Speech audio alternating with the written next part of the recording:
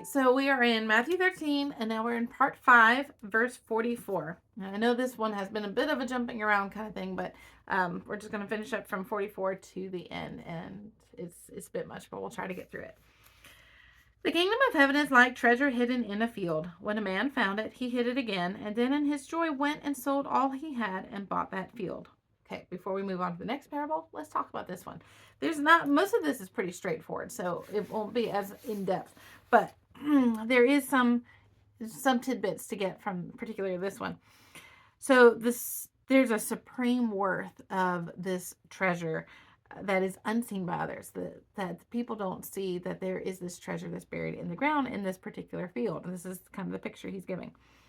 So someone finds it. This man finds it, and he sees that, of course, the worth is just incredible.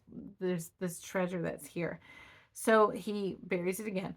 All right, well, let's understand, what does this mean when it comes to the culture at the time. If a treasure was found unmarked on public land, it belonged to the finder. So if it was on public land, then the finder owns it. If it is natural or unmarked on private land, it would belong to the owner of the land.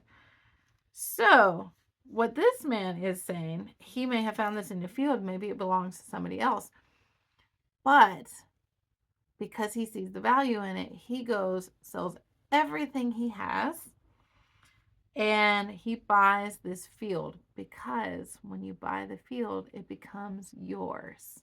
So everything on it is his, which means that if it wouldn't be just this treasure, but if he believed that there may have been more treasure, say you find gold, right? If we were to find gold on our property, then we would want to keep looking, because more than likely there's more than just one piece of gold. There's probably a gold strain, right?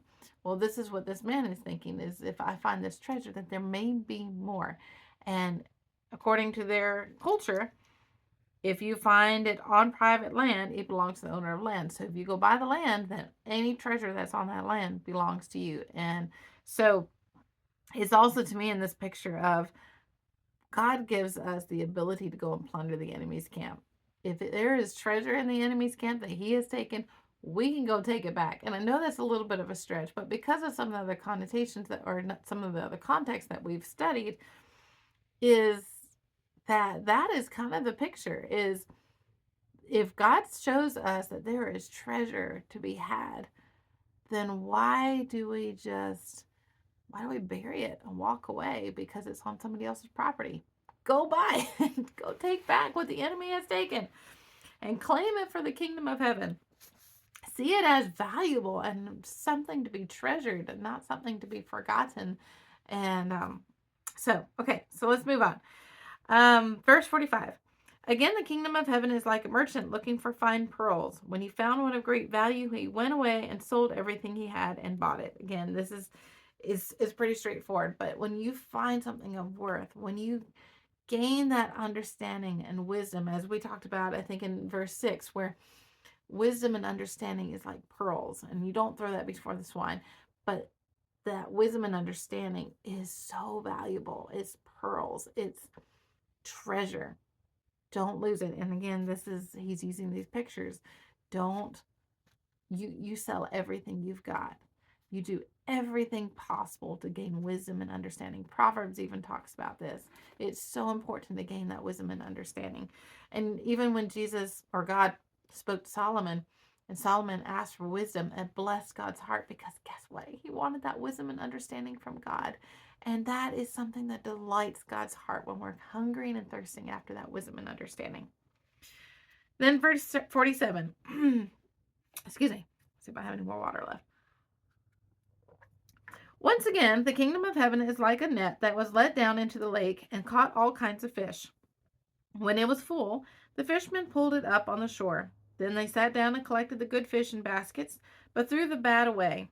This is how it will be in the end of the age. This goes back to our part 3, where he's talking about this. The angels will come and separate the wicked from the righteous and throw them into the fiery furnace, where there will be weeping and gnashing of teeth. Have you understood all these things? See, he's going back to understanding. Jesus asked, Yes, they replied. He said to them, therefore, every teacher of the law who has been instructed about the kingdom of heaven is like the owner of a house who brings out his storeroom new treasures as well as old. So this is talking about the Old and the New Testament. Even though the New Testament hasn't been written yet, he's speaking of whenever God gives us wisdom, and it's not just in the New Testament, it's also in the Old Testament. And when you pull those both together, then your understanding is opened up to such incredible depths. So draw your wisdom and understanding from both. Don't throw out the Old Testament because it's old, but because God has so much wisdom that's locked in both of these. A true disciple knows how to draw out the spiritual truths from the parables properly to balance these new teachings of Christ with the fulfilled promises of the Messianic kingdom, and to understand how Jesus truly fulfills the law and the prophets. So all of it is important. It's not to be thrown out one book because it seems unimportant. All of the books in the canon of the Bible are extremely significant to our wisdom and understanding. When Jesus had finished these parables, he moved on from there. Coming to his hometown, he began teaching the people in their synagogue, and they were amazed. Where did this man get this wisdom and these miraculous powers? Now, there's a juxtaposition here that we're going to see in just a minute. And they asked, isn't this the carpenter's son? Isn't his mother's name Mary? And aren't his brothers James, Joseph, Simon, and Judas? Aren't all his sisters with us? Where then did this man get all these things? Okay, so they first started off amazed. And then they started trying to go to earthly logic and rationale. And what happens? Not only are they relying on man's rationale they would begin to rely on this logic and rationale. Where does it get them? This is what I'm trying to say. It gets them here to 57. And they took offense at him. So they started off amazed, but they lost their wisdom and understanding from God. Instead, they started looking at their earthly understanding, their earthly logic of seeing who he was as a man and his earthly realm, and they lost the understanding and wisdom of heaven. So they took offense at him. But Jesus said to them, only in his hometown and in his own house is a prophet without honor. And he did not do many miracles there because of their lack of faith. And that is sad.